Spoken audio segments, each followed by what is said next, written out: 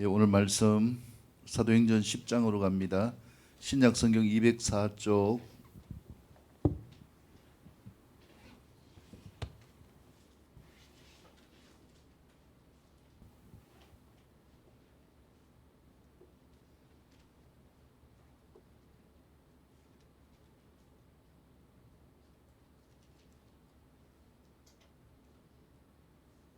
사도행전 10장. 예, 오늘 말씀의 제목은 상식과 안목을 넘어 누림으로 나타나는 성령의 강권하심. 옆에 분을 축복합니다. 누리며 삽시다. 누리며 삽시다. 많은 사람들이요, 이 누리는 삶을 목적으로 삼습니다. 그래서 내가 누림이라는 이 목적을 위해서, 또 목표를 위해서 고생하면서 인내하면서 그 누림의 때가 나에게 다가오기를 소원하면서 살고 있는 거죠.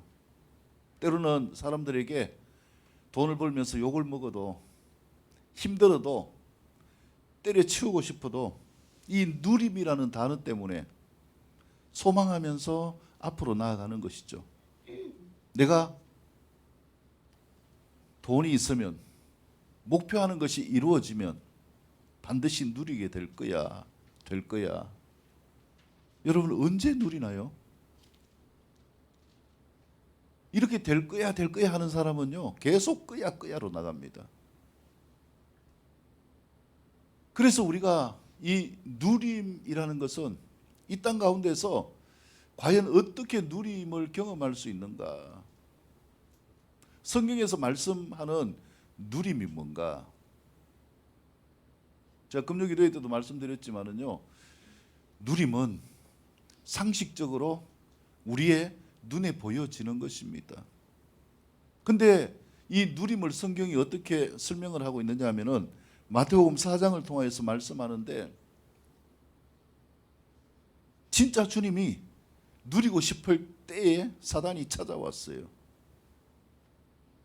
진짜 배고플 때에 사단이 찾아와서 예수님을 시험합니다. 뭐라고 시험합니까? 네가 하나님 아들 아니냐? 만약에 네가 하나님의 아들이 맞다면 뭐 그렇게 배고프게 힘들게 그렇게 사느냐? 누려봐라. 여기 있는 많은 돌이 있는데 이 돌을 떡이 되게 해보라. 그러면 내가 네가 하나님의 아들인 것을 믿겠다. 예수님 말씀하시는 게 무엇이었습니까? 사람은 떡으로 사는 것이 아니라 하나님의 입에서 나오는 모든 말씀으로 산다. 여러분, 누림은요, 떡을 쫓아간다고 누려지는 게 아니에요. 떡을 쫓아간다고 해서 내가 먹는 것에 만족하고 삶 가운데 만족하고, 야, 정말 내가 누린다. 결코 그것이 누림이 될 수가 없다라고 예수님이 분명하게 말씀하고 있습니다. 그럼에도 불구하고 우리는 무엇을 쫓아가는가?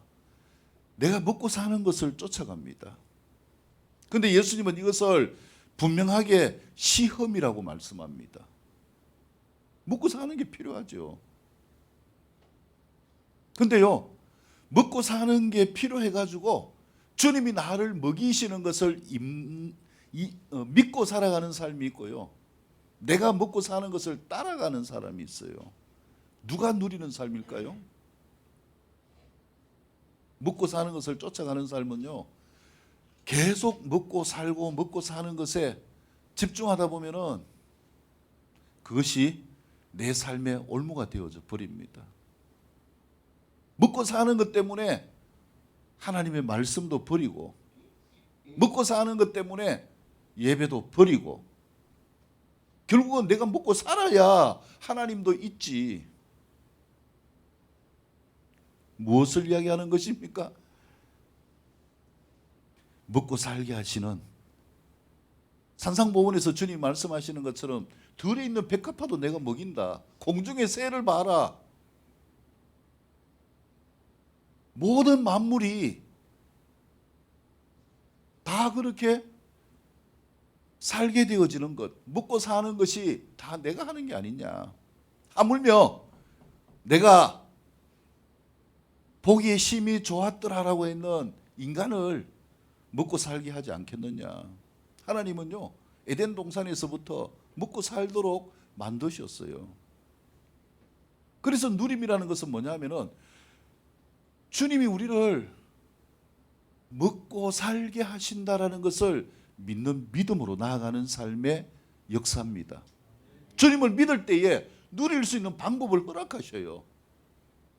나에게 필요한 사람을 붙여주시고, 나에게 걸맞는 직장을 주시고, 내가 할 수 있는 사업을 주시고, 그렇게 해서 누리게 하시는 거예요. 내가 수고하고 내가 열매를 쫓아간다고 하면은요, 나는 요것만 해놓고 하나님 안에서 누릴 거야. 아니요. 저 어제 청년들한테도 그 이야기를 했는데, 청년들한테 했는 것 같은데요, 거기에서는요 결론이 없는 거예요. 내가 집이 없으면 25평만 있으면, 근데 25평 있으면요 욕심이 납니다. 몇 평요? 50평만 있으면,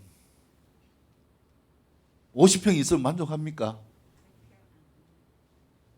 우리 집은 이 가로 기둥이 있는데, 세로 기둥이 있는데, 어떤 집을 보니까 이 기둥이 없어요. 기둥이 통창이에요. 널따랗게. 그래서 딱 보니까 우리 집에 꽃배기 평수예요. 100평이에요. 100평. 나도 저런 집에 한번 살아봤으면, 100평 살아보니까 또 어디에 살고 싶습니까? 우리 집은 100평인데 옆집에 놀러 가보니까 100평 100평 해가지고 2층으로 복층을 가지고 있네요. 그때부터 또 뭐가 보입니까? 200평에 살아봤으면, 여러분 꿈 같은 이야기 같죠? 진짜 서울의 요지에 워크힐 밑에, 아차산 밑에요, 경치 좋은데 100평 아파트가 있어요. 그 저도 옛날에 서울 가서 그거 보고 깜짝 놀랐어요. 야, 저런 게 있을까? 처음에 오해했는 게 아파트가 아닌 것 같다, 이런 생각했어요. 왜냐하면은 제가 이 시골에서 보던 아파트는 전부 다 이 세로가 많잖아요. 기둥이 최소한 4개. 100평 같으면 몇 개로 나누었습니까? 25평씩 나눠가지고 100평을 이렇게 분할했잖아요. 근데 그곳을 딱 보니까 통창이에요. 통창. 그리고 위를 보니까 중간에 계단이 있어요.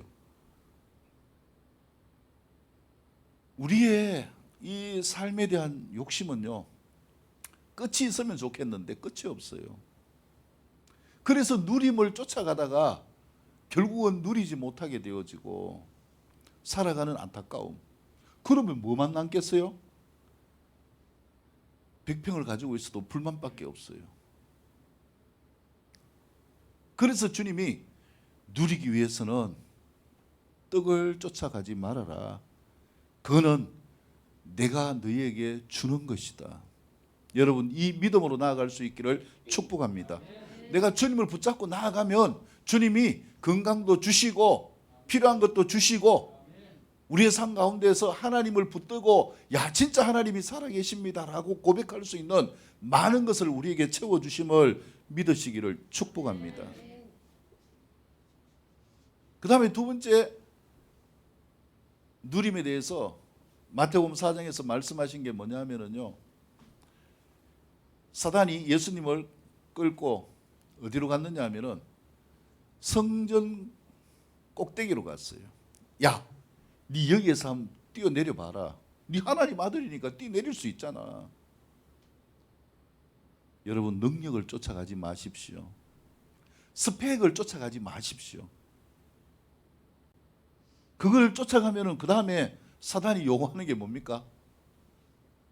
네가 성전 꼭대기에서 뛰어내려서 하나님의 아들이라는 것이 인정되면 어떻게 하겠다고 이야기했어요?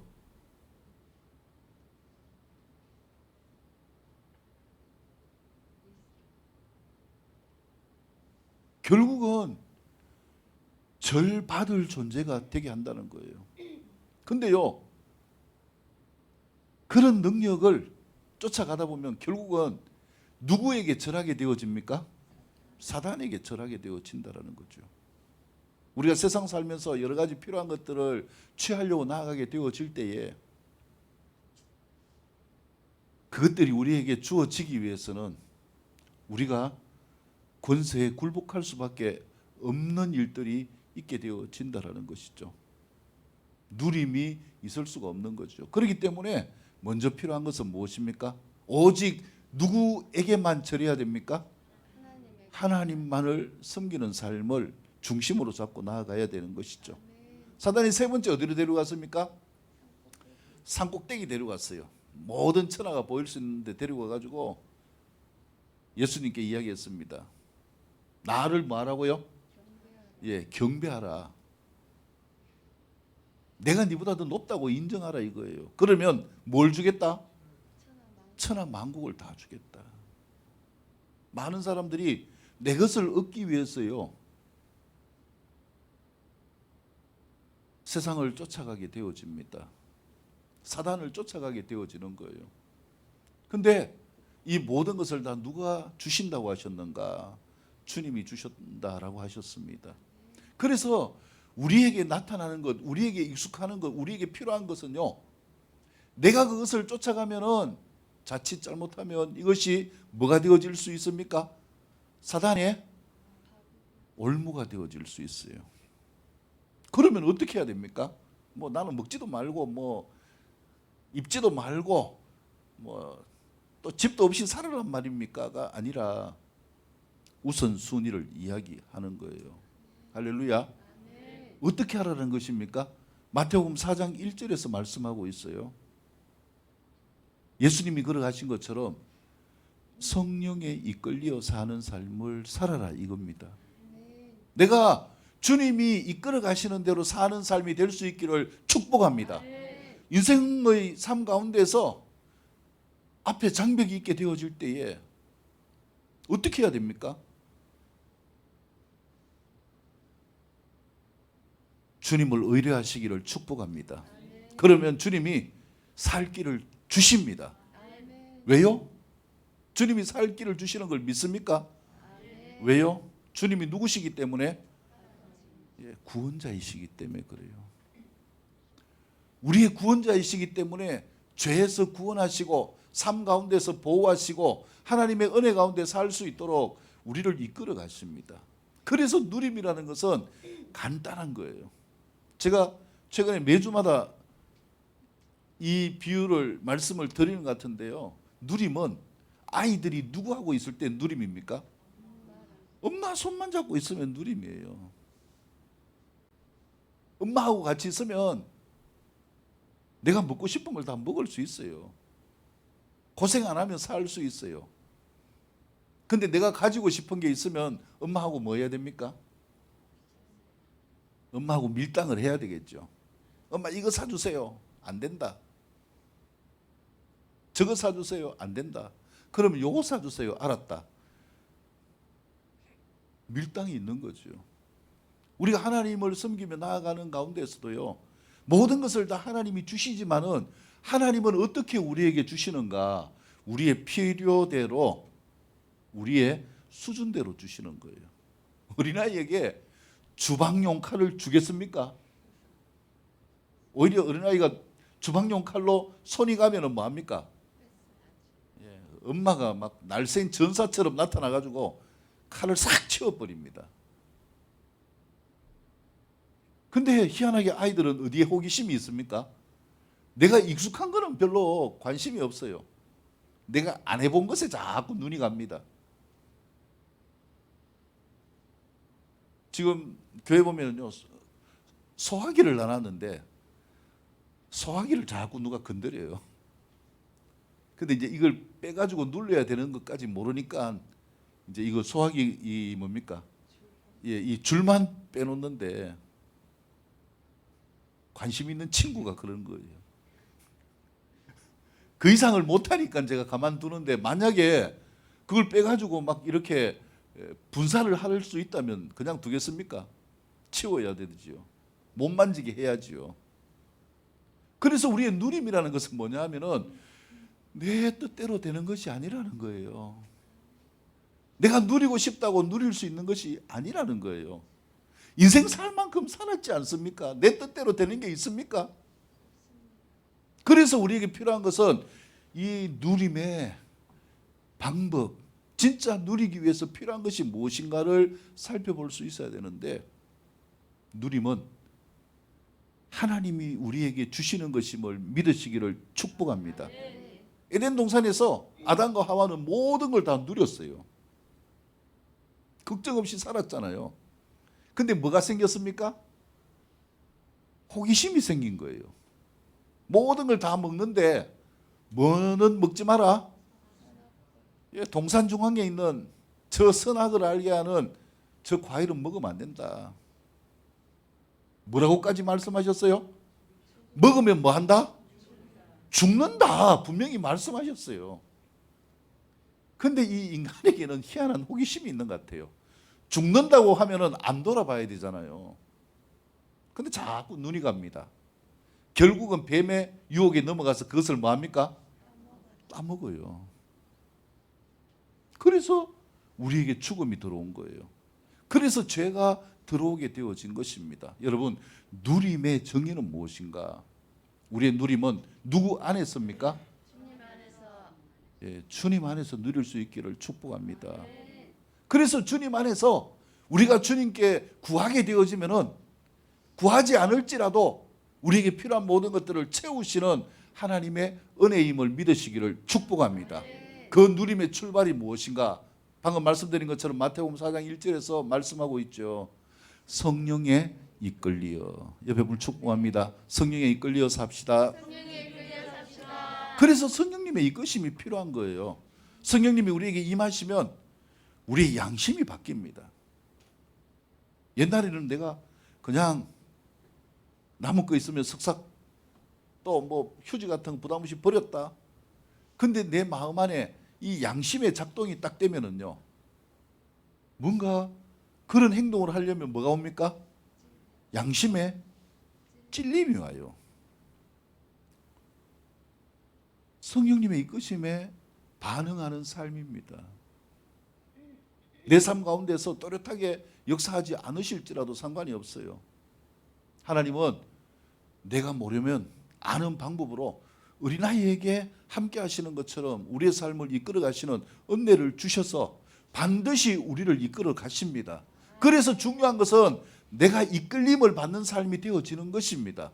하나님 안에 있을 때에 누림이 있다라는 것을 믿을 수 있기를 축복합니다. 그래서 누림의 출발은 어디에서 출발되어지는 것입니까? 하나님 안에서 출발되어집니다. 세상 안목과 상식 가운데서 누림을 찾아 나서지 마시기를 바랍니다.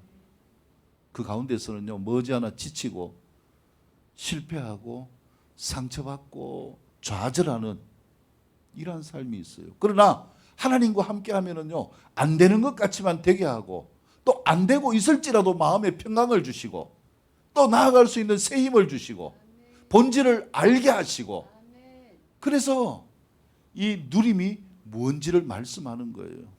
이 땅에서 이 누림은 성경에서 말씀하는 게 무엇입니까? 맛배기라고 이야기하는 거예요. 진정한 누림은 어디에서 누립니까? 천국에서 영원히 누리게 되어집니다.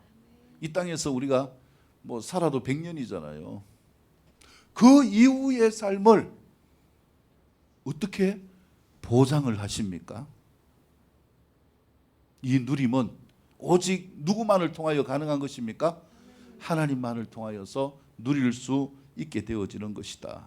그래서 우리가 믿음으로 나아가는 이 은혜가 중요한 것이고요.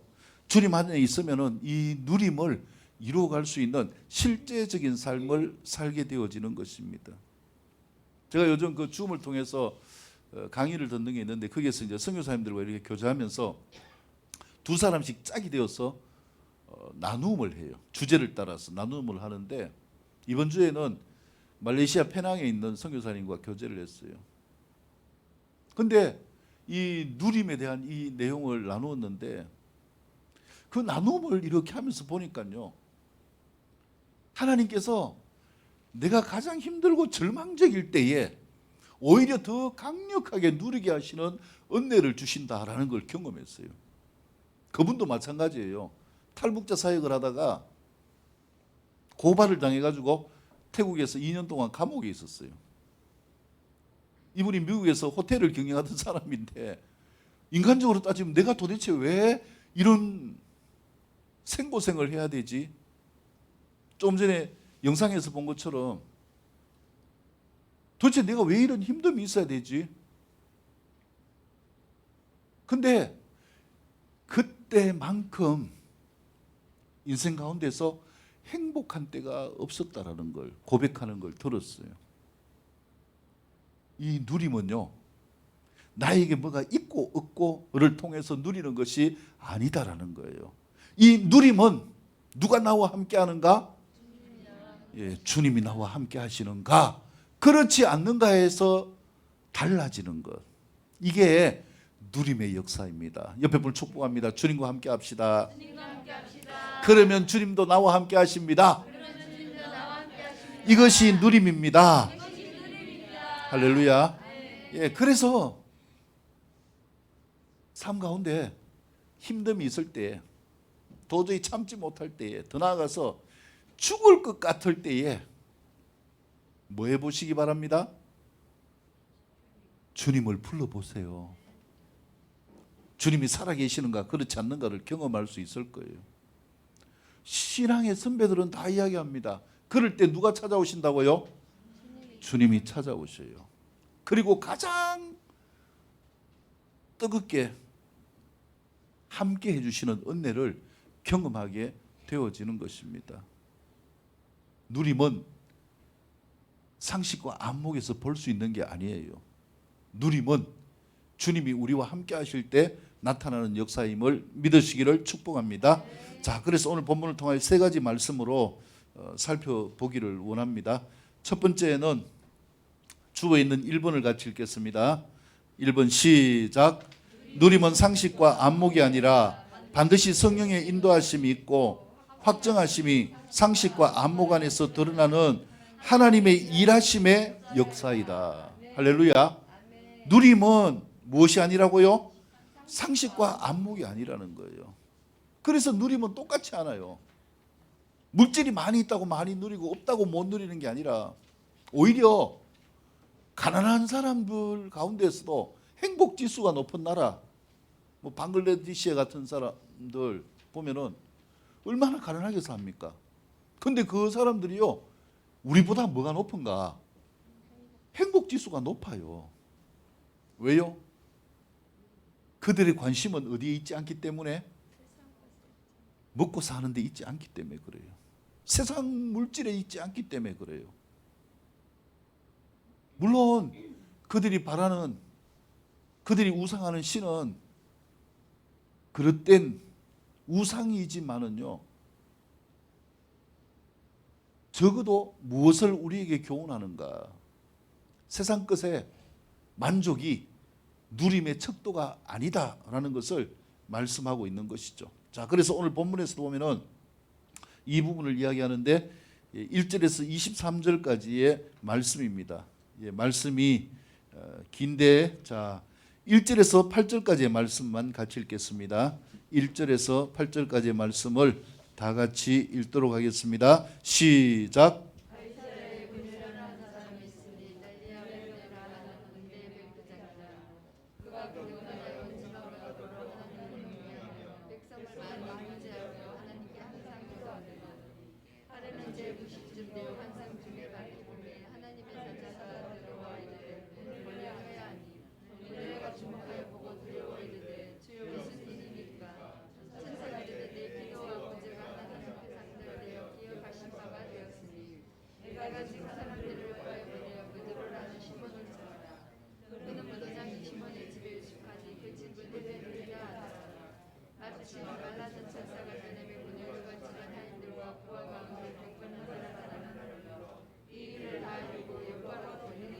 아멘.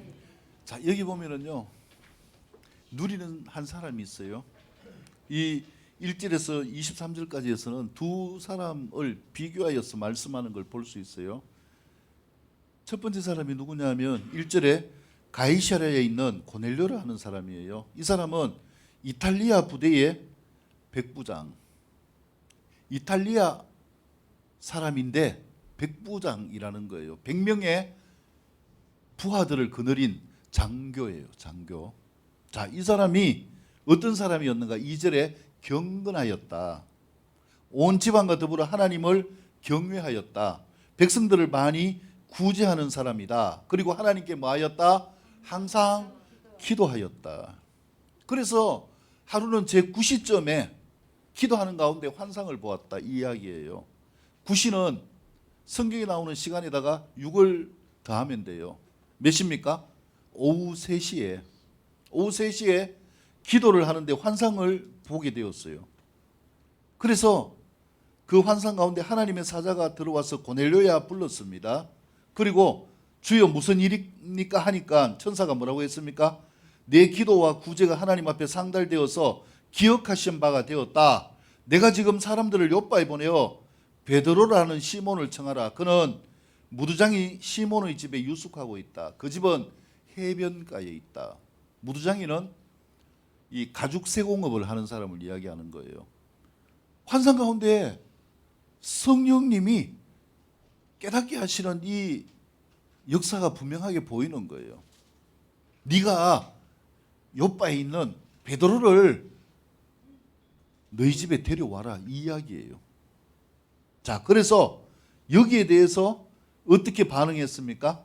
7절 보면은 천사가 떠나가고 난 다음에 고넬료가 집안 하인 둘과 부하 가운데 경건한 사람 하나를 불러서 이 일을 다 이야기해주고 어디로 보냈습니까? 요바로 보내니라.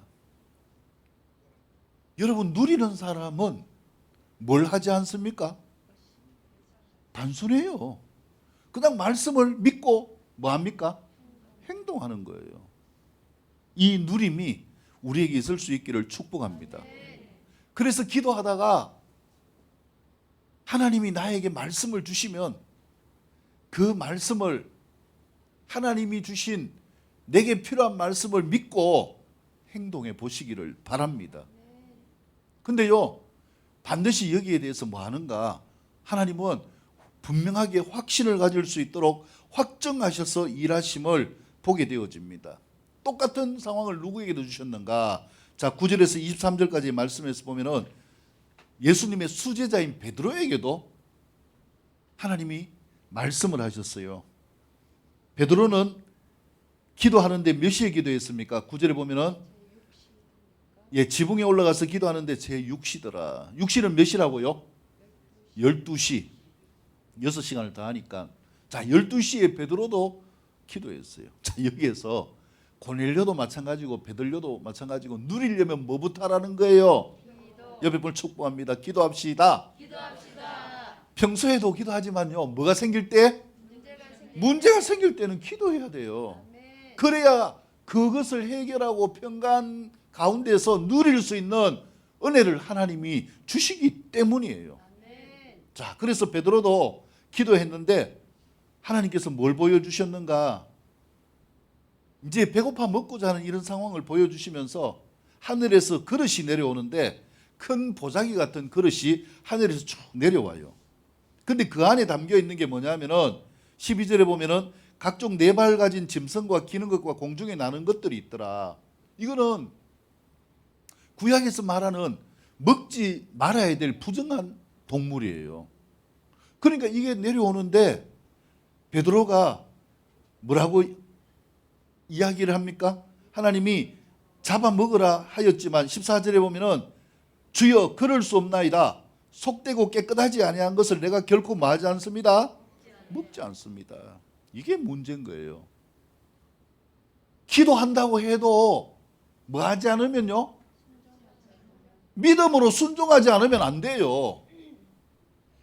기도를 뭐하러 해요? 기도하고 하나님 이런 거 주셨습니다, 저런 거 주셨습니다. 그게 뭐가 중요해요? 뭐 하지 않으면, 행동하지 않으면 안 되는 거예요. 고넬료는 이방인이에요. 그 당시에 예수 믿는 사람 인정으로 받지도 못했어요. 근데 하나님이 말씀하시니까 뭐합니까? 순종해요. 참 얼마나 이쁜 믿음이에요. 근데 베드로는 누구냐? 예수님의 수제자예요. 예루살렘 교회에 1등 리더예요. 근데요, 똑같이 기도했어요. 하나님이 베드로야 이거 잡아먹어라. 근데 베드로가 뭐라고 했습니까? 차라리 주여라고 하지 말지. 주여! 이거는 뭡니까? 하나님 해놓고 뭐 하는 거예요? 나는 이거 못 먹습니다. 뭐 때문에? 성경에서 먹지 말라고 했기 때문에 못 먹습니다. 이게 근심의 출발이 되어지는 거예요. 누림이란 것은 그냥 말씀하시면 말씀하는 대로 뭐 해야 됩니까? 순종해야 되는 거예요. 그래서 아멘 해야 되는데 베드로는 몇 번 거부를 합니까? 그 다음에 보면 하나님이 3번까지 말씀을 하셨어요. 주님, 내가 이 나에게 주신 환상대로 내가 순종하겠습니다. 이래야 되는데 나는 못 먹습니다 하면서 고민하면서 도대체 이게 뭔가 끙끙거리고 있는 모습인 거예요. 적어도 그 답이 나올 때까지 베드로는 뭐 하는 삶입니까? 누립니까? 못 누립니까? 못 누려요. 누림의 역사는 어디에서 출발되어진다고요? 하나님의 말씀에 순종하며 나아갈 때 이루어지는 것입니다. 그래서 이 누림의 역사는 누가 일하시는 역사입니까? 하나님의 일하시는 역사입니다. 누림의 역사는 누가 인도하는 역사입니까? 성령님이 인도하는 역사입니다. 누림의 역사는 그렇기 때문에 무엇으로 나아가서는 안 됩니까? 상식과 안목으로 나아가서는 안 됩니다. 베드로가 가지고 있는 성경의 안목 가운데서요, 이거는 당연하게 먹을 수 없는 거예요. 그런데 누가 먹으라고 했어요? 주님이 먹으라면 먹어야죠. 어떻게 내가 가지고 있는 성경 지식이 하나님을 앞설 수 있어요? 많은 사람들이요, 늘 기도한다고 하면서 판단을 누가 합니까? 내가 해요. 아멘으로 순종하는 것이 아니라 이 말씀은 이치에 맞지 않아. 말씀을 버려버립니다. 죄송하지만요, 하나님이 주인이 아니라 누가 주인 돼 있습니까? 내가 주인 돼 있어요. 내가 주인 돼 있으니까 내 인생을 누가 책임지는 것입니까? 내가 책임지는 거예요. 여러분 간혹 가다가 간증이나 이 이야기를 듣잖아요. 어떤 아이가 엄마 손을 잡고 있다가 핫도그가 먹고 싶어가지고 엄마 손을 뿌리치고 핫도그 먹으러 갔다가 엄마 잃어버리고 과원에 들어가서 그 다음에 스토리가 어떻게 됩니까?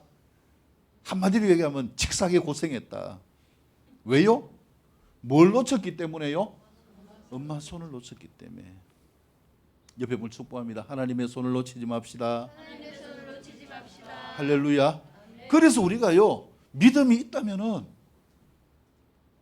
하나님을 붙들고 순종할 수 있어야 되는데, 베드로는 믿음도 있고 연륜도 있고 예수님과 함께하는 삶이었음에도 불구하고 자기의 안목이 누구를 이겨버리는 것인가?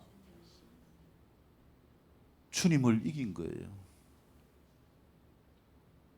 초신자들은요, 죄송합니다만 모르니까 그냥 시키는 대로 뭐 합니까?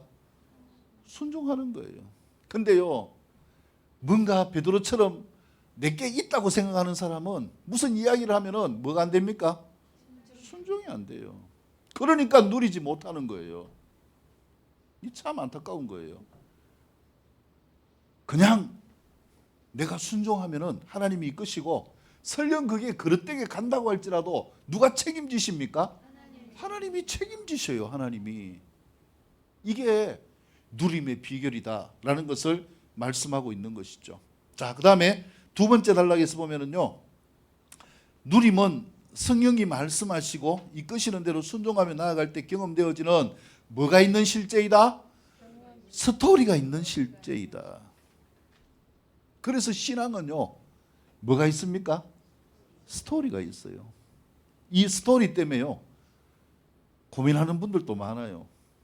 왜냐하면 주일마다 간증을 하는데, 간증은 뭡니까?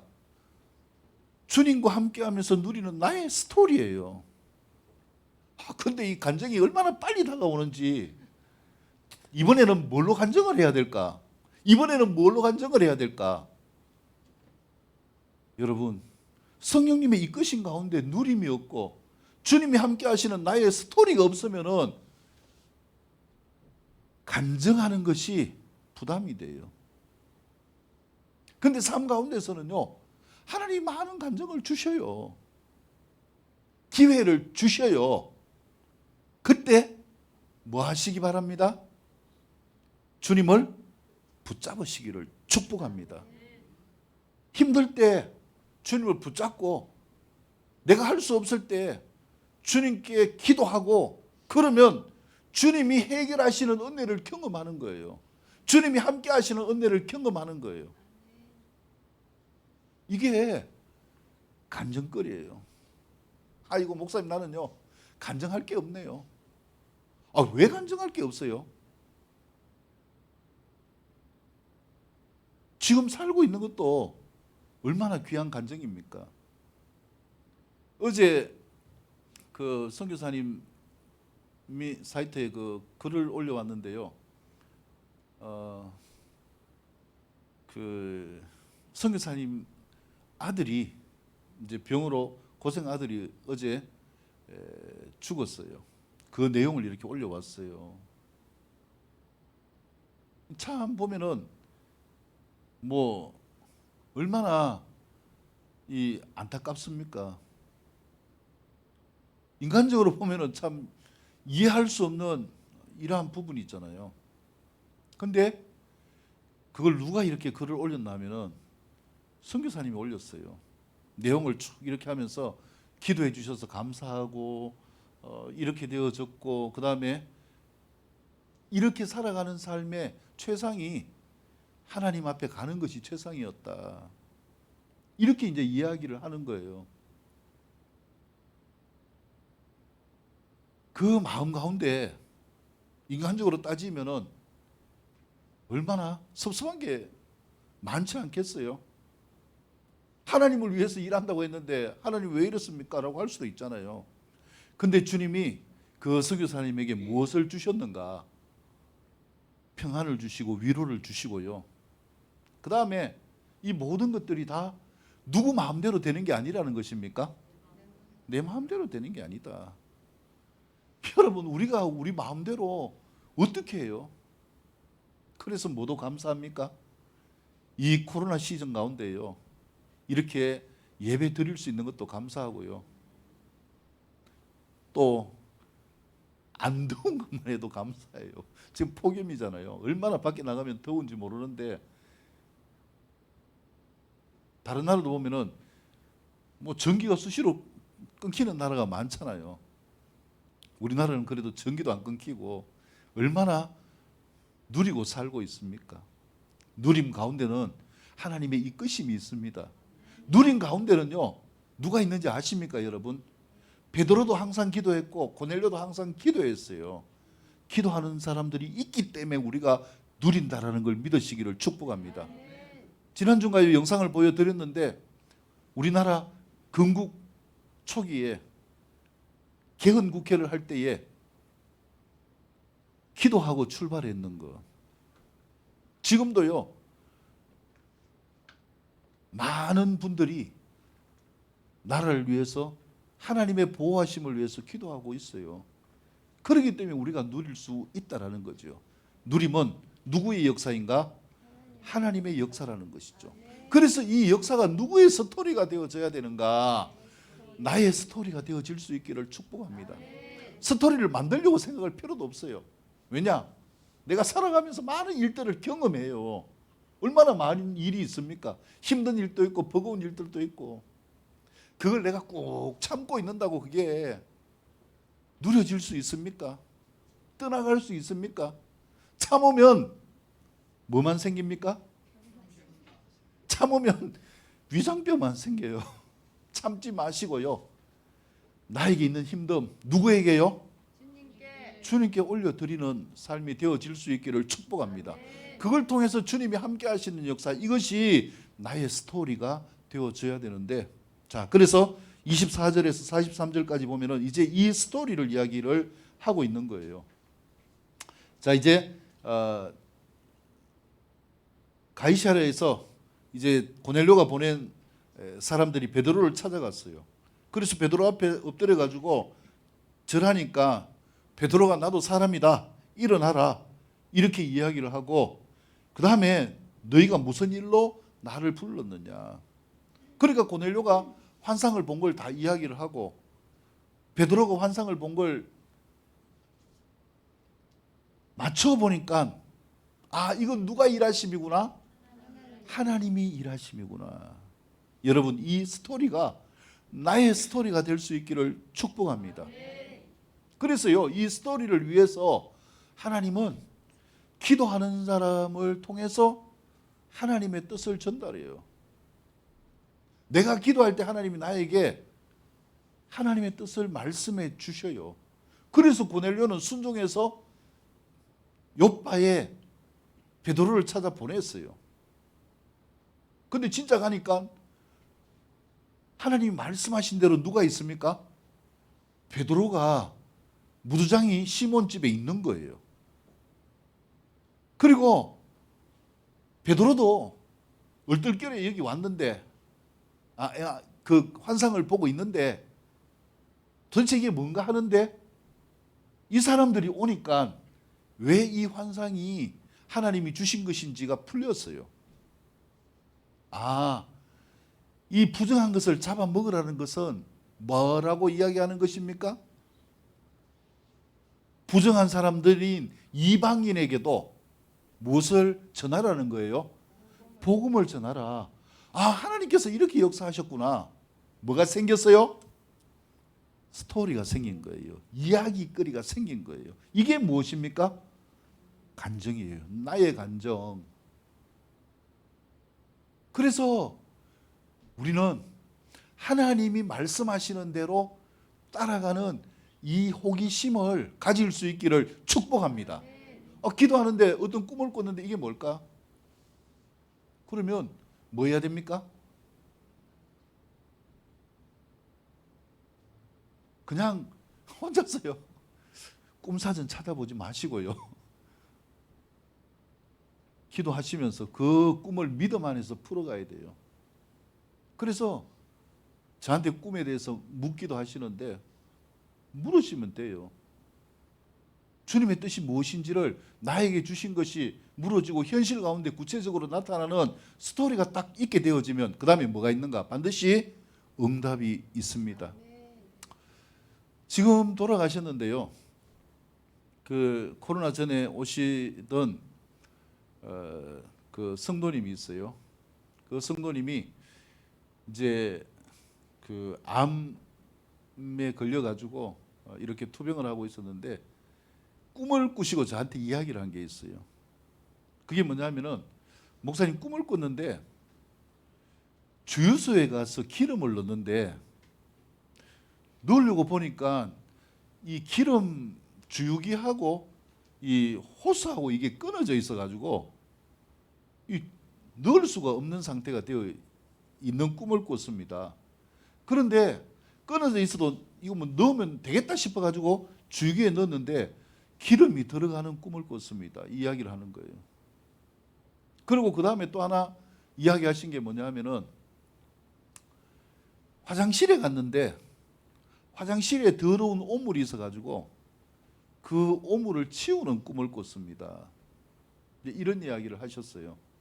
그러고 난 다음에 이제 코로나가 뭐 오고 이제 몇 번 제가 그 신방을 가고 또 만나기도 했었는데 그 다음에 돌아가셨어요. 돌아가셨는데 아, 이게 하나님의 스토리구나.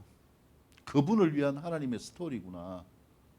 그래서 본인이 코로나 때문에 교회 나오지 못하고 있지만은 진짜 하나님을 믿는 믿음의 고백을 하고 나아가는 그것. 사람들이 볼 때 이 사람이 주기에 기름이 들어갈 수 없는 상태인 것 같지만은 하나님이 그 생명을 받으셨구나. 그리고 화장실을 깨끗하게 한 것처럼 이분이 하나님께 회개한 게 진짜였구나. 그때도 제가 그 꿈에 대해서 그분에게 직접 말씀을 드렸지만은요. 그분이 나중에 돌아가시고 그 다음에 제가 그 꿈을 이야기한 걸 생각하면서 아, 이분은 진짜 그 마음속에 하나님을 받아들인 게 있구나. 이게 무엇입니까? 우리의 인생의 스토리예요. 우리의 누림은 어디에서 시작되어집니까? 바로 이 삶에서 시작되어짐을 믿으시기를 축복합니다. 그래서 스토리, 누림은 누가 없이 안 되는가? 여러분, 생고생하지 마시기 바랍니다. 내가 이렇게 하면 잘 될 거야, 저렇게 하면 잘 될 거야, 조금만 더 무지개를 쫓아가는 것처럼 살지 마시기를 바랍니다. 거기에서는 열매가 없습니다. 누가 주인이기 때문에? 내가 주인이기 때문에요. 그래서 우리에게 필요한 것은 무엇인가? 누가 이끄시는 대로요? 성령님이 이끄시는 대로 나아가는 삶을 살아야 되는 거예요. 그래서 베드로가 이것이 하나님의 역사임을 믿고 그제서야 고넬료의 집에 가서 예수님이 그리스도이신 것을 전하게 되어집니다. 이 내용이고요. 마지막 세 번째 누림은 말씀을 듣는 모든 자들에게 내려주시는 성령에 부어주시는 놀라운 역사요. 방언을 말하며 세례를 받고 하나님을 찬양하는 축제의 장임을 믿으시기를 축복합니다. 마지막 세 번째 말씀을 읽고 마무리하겠습니다. 자, 뒤로 가서 44절에서 48절까지의 말씀입니다. 44절에서 48절 같이 읽겠습니다. 시작. 베드로가 이 말할 때에 성령이 말씀을 듣는 모든 사람에게 내려오시니 베드로와 함께 온 할례 받은 신자들 이방인들에게도 성령 부어 주심으로 말미암아 놀라니 이는 방언을 말하며 하나님 높임을 들음이라. 이에 베드로가 이르되 사람들이 우리와 같이 성령을 받았으니 누가 이 물로 세례 베품을 금하리요 하고 영광의 예수 그리스도의 이름으로 세례를 베풀라 하니라. 그들이 베드로에게 며칠 더 머무르기를 청하니라. 아멘.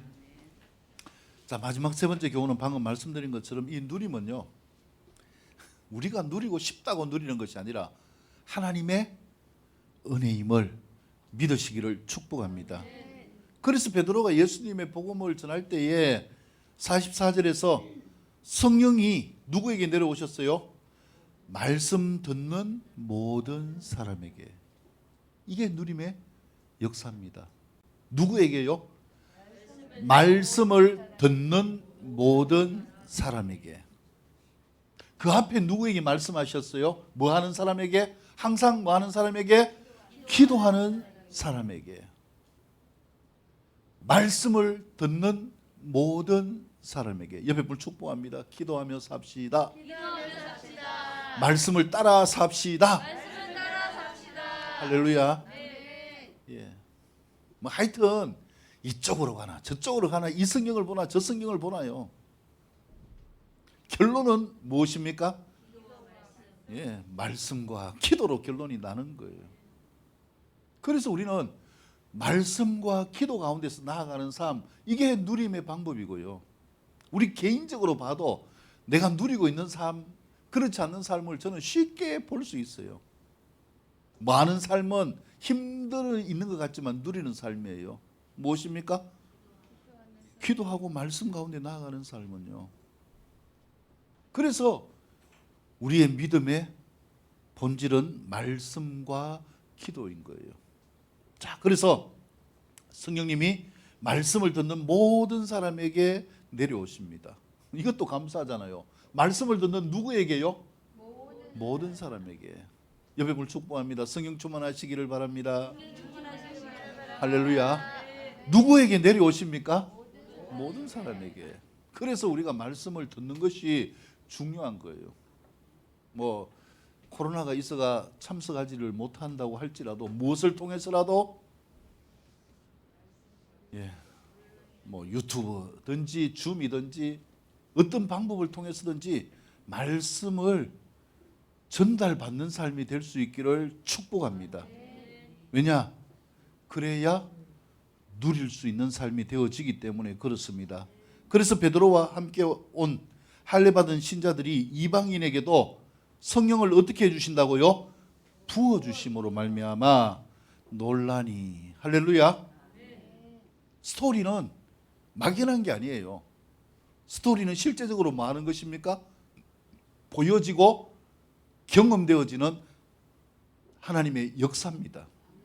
그래서요, 성경에 보면은 나오는 이 모든 내용이요, 우리가 보면은 처음 볼 때 도대체 이게 뭐냐, 이 말씀을 어떻게 믿어, 이렇게 하는데요, 성령님이 임하시고 하나님이 함께 하심을 경험하면 이 말씀이 믿어지는 거예요. 근데 신화는요, 허구입니다. 허구. 픽션이라고 하죠. 허구예요. 허구. 사실이 없기 때문에 스토리를 우리의 삶 가운데 경험할 수가 없는 거예요. 신화를 보면요, 많은 이야기가 있어요.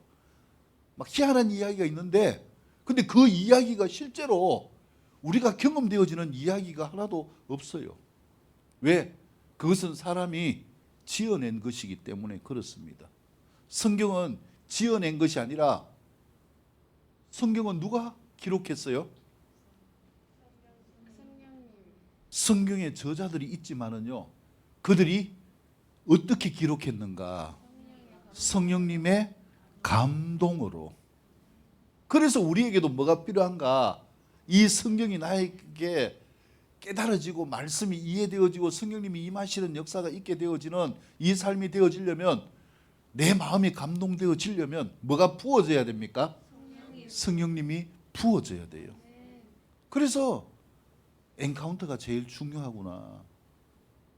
성령님이 나에게 부어지는 이 은혜의 자리이기 때문에. 그래서 예배는 뭔가?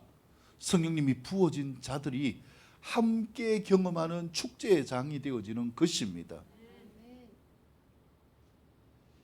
지금 우리가 살고 있는 이 시즌은요, 많이 편하잖아요. 그래서 감격이 별로 없는데, 옛날로 한번 돌아간다고 생각해 보세요. 한 주간을 살아가는데 잘못하다가 예수 믿는 것 때문에 잡혀서 죽을 수도 있는 이 상황이었어요.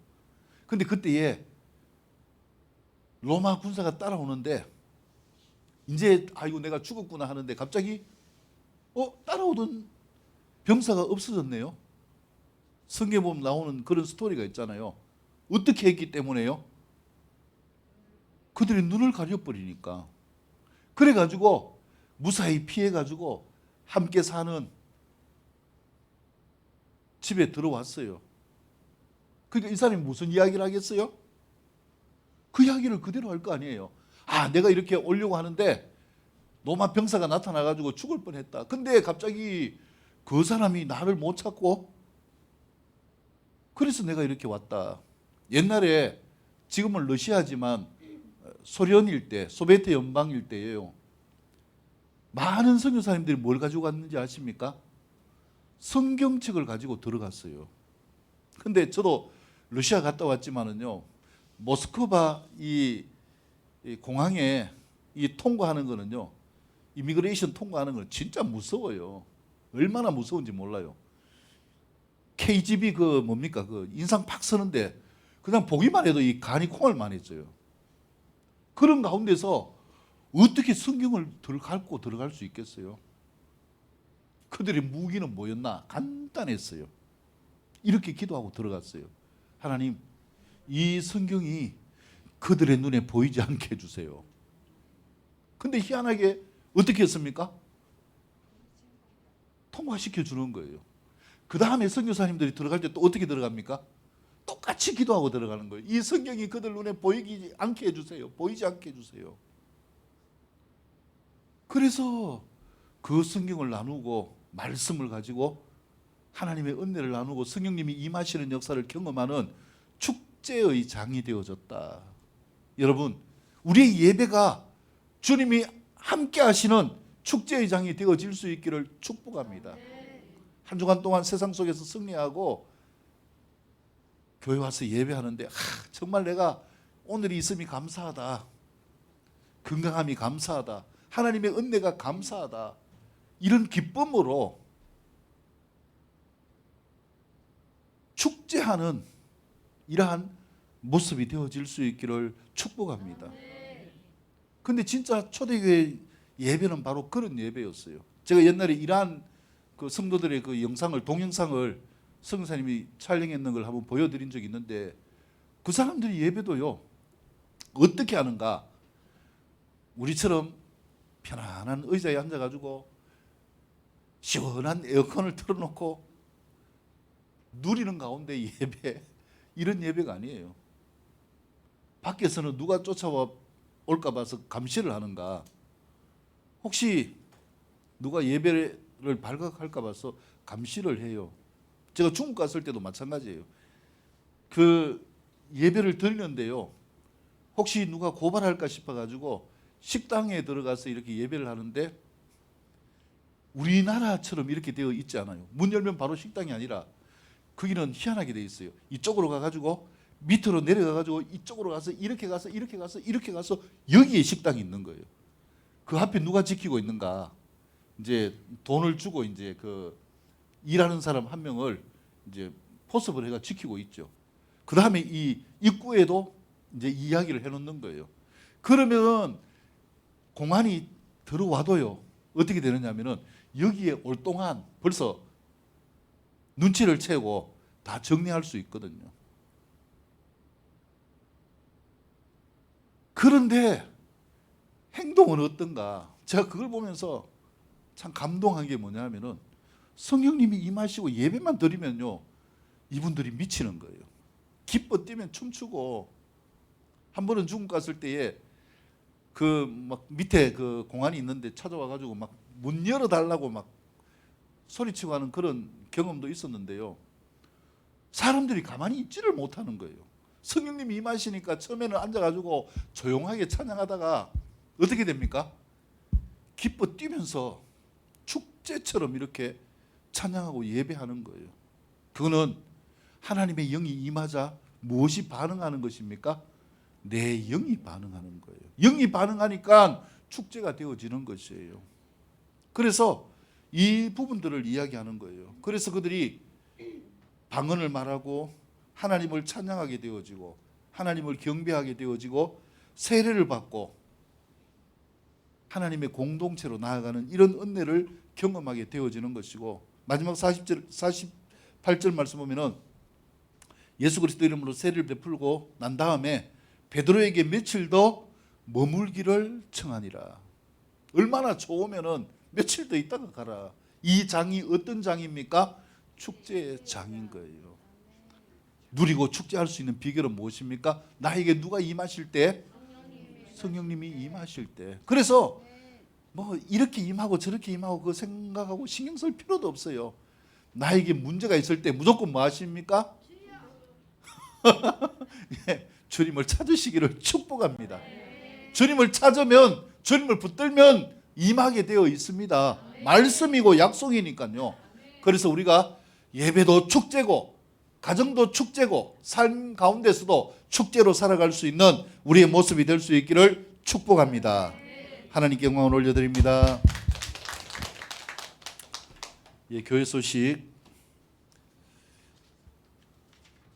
예, 엔카운터를 위해서 기도해 주시고요. 4번, 예, 내일 새벽 기도회는 월삭 기도회로, 8월 월삭 기도회로 드리겠습니다. 새벽 5시에 본당에서 있습니다. 주제는 기도의 회복입니다. 그래서 한 달을 살아갈 수 있는 하루를 준비하는 또 기도회가 될 수 있기를 바랍니다.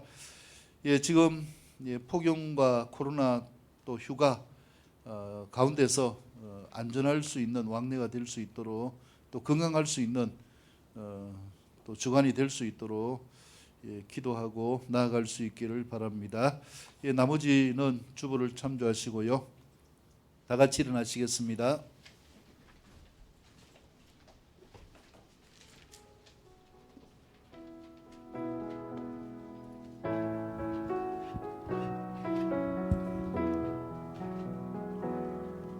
주 선한 능력으로 안으시네.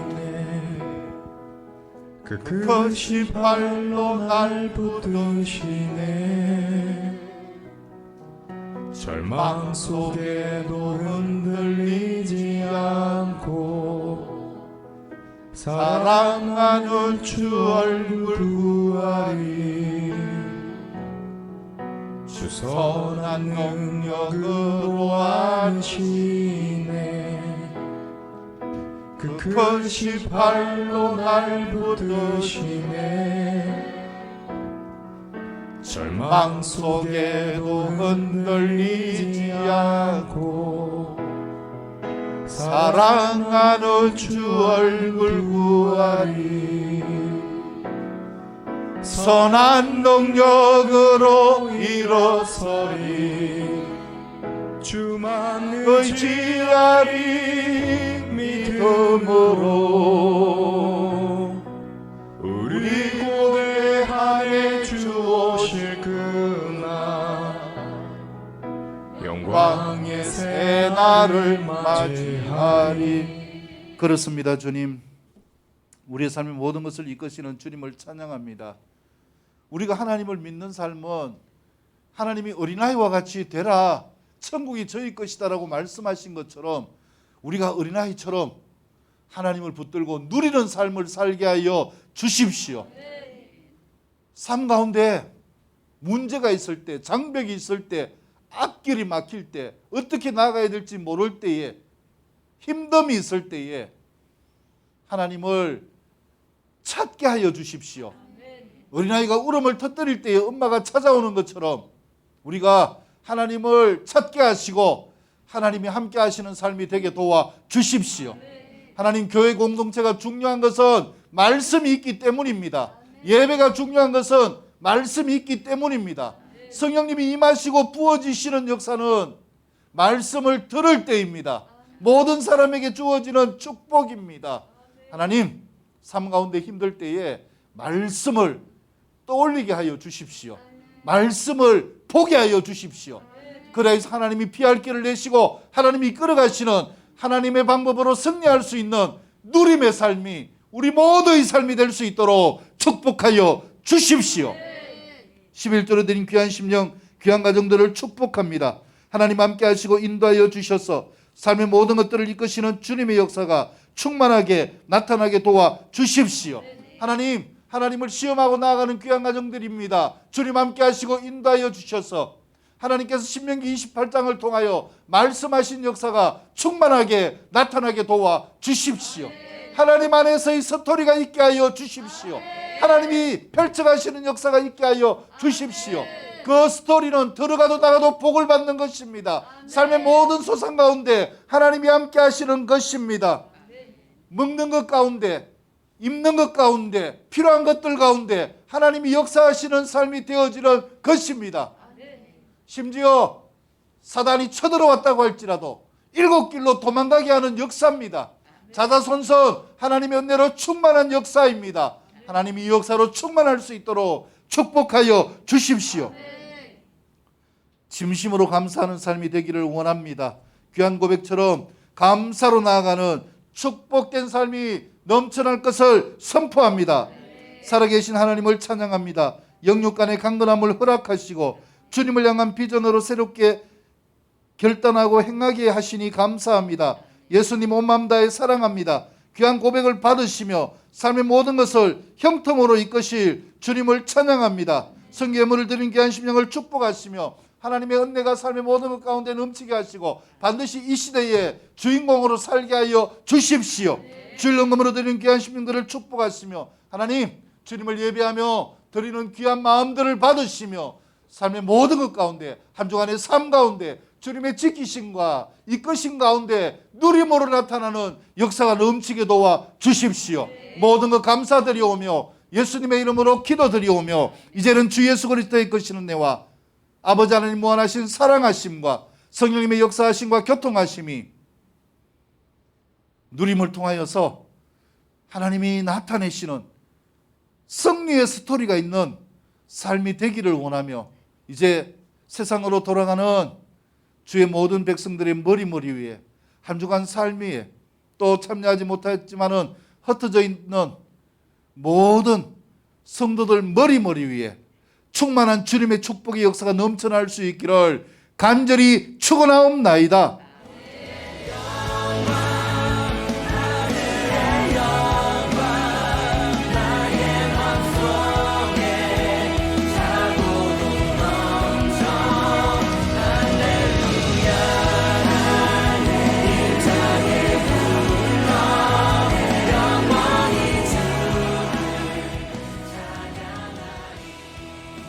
옆에 분을 축복합니다. 한 주간 또 승리합시다.